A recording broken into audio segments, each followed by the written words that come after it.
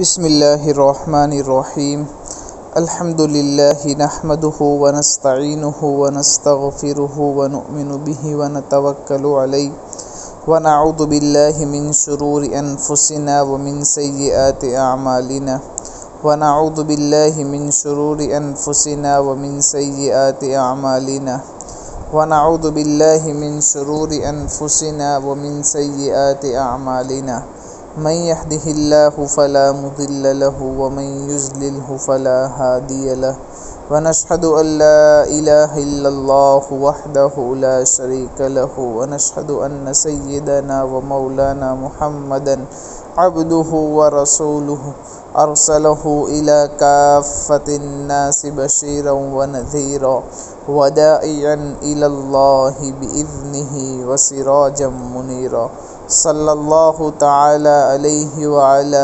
آلہ واصحابہ وبارک وسلم تسلیما کثیرا کثیرا اما بعد فاعوذ باللہ من الشیطان الرجیم بسم اللہ الرحمن الرحیم قل هو اللہ احد اللہ الصمد لم یلد ولم یولد ولم یکن له کفوا احد صدق اللہ العظیم وصدق رسولہ النبی الکریم ونحن علی ذلک لمن الشاہدین والشاکرین والحمد للہ رب العالمین۔ محترم دوستو بزرگو، آج رمضان المبارک کی 19ویں تاریخ ہے اور یہ سورہ اخلاص ہے۔ اس میں 4 آیتیں ہیں۔ قل هو اللہ احد یہ پہلی آیت، اللہ الصمد یہ دوسری آیت، لم یلد ولم یولد یہ تیسری آیت، ولم یکن لہ کفوا احد یہ چوتھی آیت ہے۔ اور راجح قول کے مطابق اور صحیح قول کے مطابق یہ صورت مکہ مکرمہ کے اندر نازل ہوئی ہے اور مکہ مکرمہ کے اندر اتری ہے۔ جس وقت اللہ تبارک و تعالیٰ نے نبی کریم صلی اللہ علیہ وسلم کو مبعوث فرمایا، جس وقت اللہ تبارک و تعالیٰ نے نبی کریم صلی اللہ علیہ وسلم کو اس دنیا کے اندر بھیجا تو پورے عرب بلکہ پوری دنیا میں لوگ بت پرستی کے اندر مبتلا تھے۔ اپنے ہاتھوں سے بتوں کو بناتے تھے، پتھر کے بت ہوتے تھے، لکڑی کے بت ہوتے تھے اور بہت ساری چیزوں کے دوسری چیزوں کے بھی بت ہوتے تھے، اور پھر انہی بتوں کی وہ لوگ عبادت کیا کرتے تھے۔ انہیں کے سامنے اپنے سر کو اپنے ماتھے کو جھکاتے تھے اور انہیں کے سامنے اپنی مرادیں مانگا کرتے تھے اور انہیں کو اپنا حاجت روا اور اپنا کارساز سمجھتے تھے۔ ایسے ماحول میں نبی کریم صلی اللہ علیہ وسلم نے آ کر لوگوں کو ایک اللہ کی عبادت کی دعوت دی۔ محترم دوستو بزرگو، توحید جو ہے وہ اسلام کا بنیادی عقیدہ ہے، اور آپ صلی اللہ علیہ وسلم نے لوگوں کو توحید کی طرف بلایا اور کہا کہ ایک اللہ کی عبادت کرو، اسی کی فرما برداری اسی کی اطاعت کرو اور اسی کے احکام کو اپناؤ۔ چنانچہ وہ لوگ جس ماحول میں تھے اس اعتبار سے ان میں سے بعض کو یہ بات سمجھ میں نہیں آئی، اور ان لوگوں نے نبی کریم صلی اللہ علیہ وسلم سے اللہ تبارک و تعالیٰ کی ذات عالی کے متعلق کچھ ناگوار اور کچھ نامناسب سوالات کرنا شروع کیے۔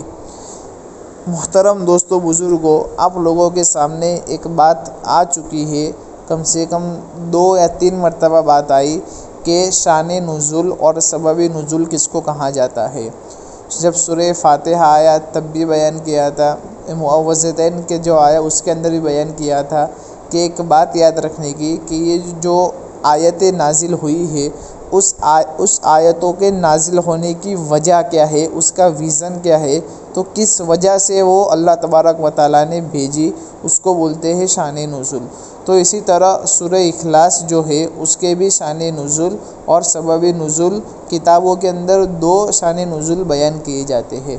تو اس میں سب سے پہلا جو شان نزول ہے وہ یہ ہے کہ 2 آدمی نبی کریم صلی اللہ علیہ وسلم کے پاس آئے اور انہوں نے سوال کیا کہ آپ جس خدا کی عبادت کی ہم کو دعوت دیتے ہیں، نعوذ باللہ وہ کس سے بنا ہے؟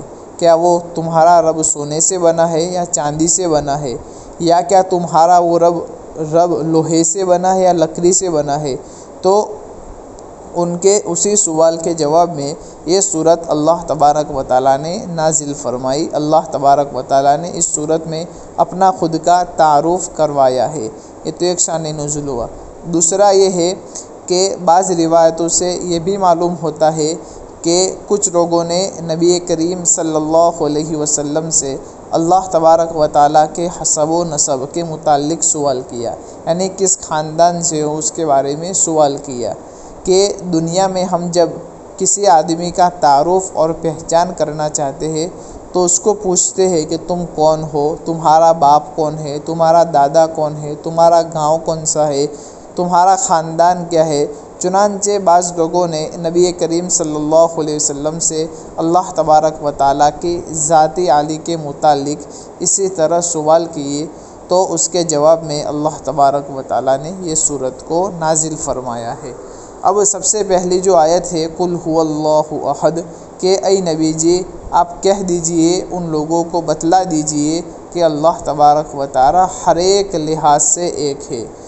یہاں لفظ احد کو ذکر کیا، لفظ واحد کو ذکر نہیں کیا۔ تو اس سلسلے میں حضرات مفسرین اس بات کی وضاحت کرتے ہیں کہ لفظ واحد استعمال نہیں کیا اس لیے کہ اور لفظ احد استعمال کیا، اس میں فرق کیا ہے؟ تو فرق کے طور پر لکھتے ہیں کہ لفظ واحد جو ہے وہ اثنین اور ثلاثہ یعنی 2 اور 3 کے مقابلے کے اندر بولا جاتا ہے، یعنی اس سے معلوم چلا کہ اس کے اوپر کی تعداد بھی ہے تو اس لیے بولا جاتا ہے۔ لیکن لفظ احد جو ہے وہ ہر ایک لحاظ سے اکیلا ہے، وہ اس ذات کے لیے بولا جاتا ہے کہ جس کا کوئی جز نہ ہو، یعنی بعض مرتبہ کوئی چیز ایک ہوتی ہے لیکن وہ مختلف چیزوں سے اور مختلف پارٹس سے بنی ہوئی ہوتی ہے۔ جیسے مثال کے طور پر یہ کرسی ہے کہ اس کے جو پائے ہے وہ الگ ہے، دستہ ہے، بیٹھنے کی جگہ بھی ہے، پیچھے ٹیک لگانے کے لیے بھی جگہ ہے، یعنی کئی ساری چیزیں ہیں، کئی ساری چیزوں اور پارٹس کا وہ ایک مجموعہ ہے، تو اس کو کہیں گے لفظ واحد۔ لیکن لفظ احد جو ہے وہ ہر ایک لحاظ سے اکیلا ہے، اس کو لفظ احد کہا جاتا ہے۔ اسی طرح دوسری آیت ہے اللہ الصمد، یعنی عام طور پر الصمد کا جو ترجمہ کرتے ہیں وہ بے نیاز کرتے ہیں کہ بے نیاز ہونا، لیکن شیخ الاسلام جسٹس حضرت مولانا مفتی محمد تقی عثمانی صاحب دامت برکاتہم العالیہ فرماتے ہیں کہ بے نیاز والا ترجمہ صمد کے مفہوم کو ادا کرنے کے لیے کافی نہیں، کہ وہ صمد کا صحیح جو ترجمہ ہوتا ہے وہ بے نیاز کا ترجمہ اس کو صحیح طرح ادا نہیں کر سکتا۔ عربی زبان میں ایسی عجیب و غریب زبان ہے کہ اس کے کلمات جو ہے اور جس مفہوم کو ادا کرتے ہیں اس مفہوم کو مکمل طور پر ادا کرنے کے لیے کبھی کبھار ہماری اردو زبان میں کوئی ایک لفظ نہیں ہوتا۔ اس کے لیے بعض حضرات تو فرماتے ہیں کہ عربی زبان کے اندر کوئی مترادف یعنی ہم معنی کوئی لفظ ہی نہیں ہے، 2 لفظ ہے۔ لوگ تو یوں سوچتے ہیں کہ جو مطلب اس کا ہے وہی مطلب دوسرے کلمہ کا بھی ہے، لیکن دونوں کلمے کا بظاہر ایک مفہوم اور ایک معنی کو ادا کرتے ہیں، لیکن جب ان کے مفہوم میں غور کیا جاتا ہے تو ہر ایک کے مفہوم میں کوئی ایک بات ایسی ہوتی ہے جو دوسرے میں نہیں پائی جاتی۔ اس لیے آگے جو لفظ آ رہا ہے صمد کا، اس کو صمد کہا گیا، تو صمد جو ہے وہ عربی زبان میں ایسی ذات کو کہتے ہیں کہ تمام مخلوقات اپنی ضرورتوں میں اس کی محتاج ہو اور وہ کسی کا محتاج نہ ہو۔ دونوں باتیں ہیں کہ وہ شخص کسی کا محتاج نہ ہو اور سب لوگ اس کے محتاج ہو۔ اب حضرت مفتی تقی عثمانی صاحب دامت برکاتہم العالیہ فرماتے ہیں کہ جب ہم ترجمہ کرتے ہیں بے نیاز، تو بے نیاز کا مطلب یہ ہے کہ وہ کسی کا محتاج نہیں ہے۔ لیکن سب اس کے محتاج ہے، وہ معنی اس ترجمے کے اندر نہیں پایا جاتا۔ گویا لفظ بے نیاز سے لفظ صمد کا ترجمہ نہیں کیا جائے گا۔ یہ حضرت تقی عثمانی صاحب فرماتے ہیں۔ پھر آگے یوں سمجھو کہ صمد کا جو مفہوم ہے وہ پورے طور پر ادا اس سے نہیں ہوتا، بلکہ اس کے اندر کمی رہ جاتی ہے کہ بے نیاز نہیں۔ تو بے نیاز سے مطلب وہی ہے کہ سب اس کے محتاج ہے، وہ کسی کا محتاج نہیں ہے، وہ تو آ چکا، لیکن سب اس کے محتاج ہے، وہ اس کے اندر نہیں پایا جاتا۔ تمام مخلوقات جو ہے وہ اپنی تمام ضرورتوں میں اللہ تبارک و تعالیٰ کی محتاج ہے، اور اللہ تبارک و تعالیٰ کسی کا محتاج نہیں ہے۔ چنانچہ حضرت مفتی تقی عثمانی صاحب دامت برکاتہم العالیہ اس کا ترجمہ اس طرح کرتے ہیں کہ اللہ ہی ایسا ہے کہ سب اس کے محتاج ہے اور وہ کسی کا محتاج نہیں۔ یہاں الصمد کا ترجمہ انہوں نے بے نیاز نہیں کیا، بلکہ کلمہ صمد کا جو مقصود تھا اس کو ادا کر لیا۔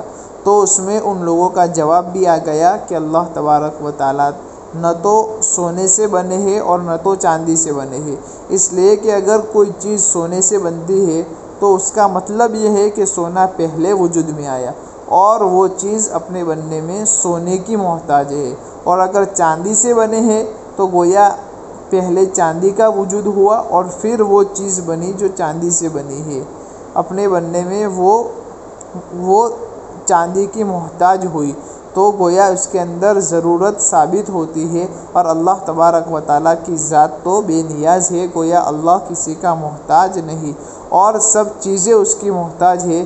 یہ کہہ کر دونوں طرف سے ایسا مفہوم بتلا دیا کہ اب اس کے بعد یہ سوال ہی پیدا نہیں ہوتا جو انہوں نے قائم کیا تھا کہ اللہ تبارک و تعالیٰ کس سے بنے ہیں، خود بخود اس کا جواب اس کے اندر مل گیا۔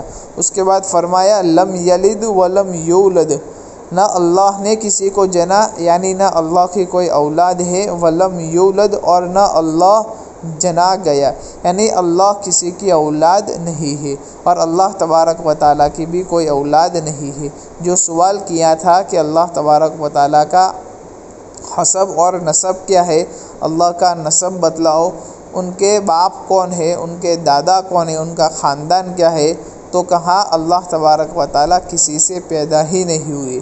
اب عربوں میں یا بعض اور دینوں میں کسی کو اللہ تبارک و تعالیٰ کا بیٹا قرار دیا جاتا ہے، جیسے خود عرب کے لوگ فرشتوں کو نعوذ باللہ اللہ تبارک و تعالیٰ کی بیٹیاں کہتے ہیں۔ تو لم یلد، اللہ نے کسی کو نہیں جنا، اس سے اس کی نفی ہو گئی۔ یا جیسے عیسائی ہے کہ حضرت عیسیٰ علیہ نبینا علیہ الصلاۃ والسلام کو اللہ تبارک و تعالیٰ کا بیٹا قرار دیتے ہیں کہ لم یلد کہہ کر اس کی بھی نفی ہو گئی۔ اور اسی طریقے سے یہودی حضرت عزیر علیہ نبینا علیہ الصلاۃ والسلام کو اللہ تبارک و تعالیٰ کا بیٹا قرار دیتے ہیں، تو اس کی بھی اس کے اندر نفی ہو گئی۔ اللہ نے کسی کو نہیں جنا، ولم یولد اور نہ وہ کسی سے جنا گیا، تو اس سے ان لوگوں کی الوہیت کی بھی نفی کی گئی۔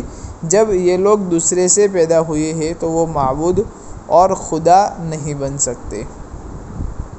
آخری آیت وَلَمْ يَكُنْ لَهُ كُفُوًا أَحَدٌ، اور کوئی بھی اس کے جوڑ کا اور کوئی بھی اس کا ہمسر نہیں ہے۔ کفو اس کو کہتے ہیں کہ دو شخصیتوں کا اپنے کمالات اور اوصاف میں ایک دوسرے کے برابر ہونا۔ کوئی کسی چیز میں کسی سے کم نہ ہو، اس کو بولتے ہیں کفو۔ یعنی اس عالم میں اور اس دنیا میں اور اس کائنات میں کوئی ایسا نہیں جو اللہ تبارک و تعالیٰ کی برابری کا دعویٰ کر سکے۔ گویا کوئی اللہ تبارک و تعالیٰ کے جوڑ اور برابری کا نہیں ہوا۔ اللہ تبارک و تعالیٰ کی شان تنہا اور یکتا ہے، کسی صفت اور خوبی اور کمال میں اللہ تبارک و تعالیٰ کے مشابہ نہیں ہو سکتا، اس کے اندر نفی کی گئی ہے۔ دو چیزیں ہیں جو خاص طور پر ہے، وہ یہ ہے کہ ایک تو ہے احدیت اور ایک ہے صمدیت، کہ اللہ اکیلا ہے اور کوئی اس کے مشابہ نہیں، کوئی اس جیسا نہیں۔ کسی میں وہ کمالات نہیں ہے جو اللہ کے اندر ہے۔ اللہ کے علاوہ کوئی عبادت کے لائق نہیں، اللہ ہی عبادت کے لائق ہے۔ اور صمد کا مطلب یہ ہے کہ سب لوگ اس کے محتاج ہے اور اللہ تعالیٰ کسی کے محتاج نہیں ہے۔ اور آخر میں کوئی اس کا ہمسر نہیں کہہ کر اس کی کفو ہونے کی بھی نفی کر دی۔ اس طرح اس صورت میں اللہ تبارک و تعالیٰ کے وہ صفات اور اللہ تبارک و تعالیٰ کے وہ کمالات بیان کیے گئے ہیں کہ کوئی دوسرا اس میں اللہ تبارک و تعالیٰ کا شریک اور ساجھیدار نہیں ہے۔ اس معنی کر کے اس کو سورہ اخلاص سے تعبیر کیا گیا ہے۔ اس کے سورہ اخلاص کے کچھ خاص فضائل بھی وارد ہوئے ہیں کہ سورہ اخلاص کس مقصد کے لیے نازل ہوئی ہے۔ اس کے بعض لوگ کہتے ہیں کہ اس کے فضائل بہت سارے ہیں، تو اس کے فضائل بھی انشاءاللہ آئندہ کل کے مجلس کے اندر بیان کیے جائیں گے۔ آج جو کہا گیا اللہ تبارک و تعالیٰ اس پر عمل کرنے کی توفیق مرحمت فرمائے۔ وآخر دعوانا ان الحمد للہ رب العالمین۔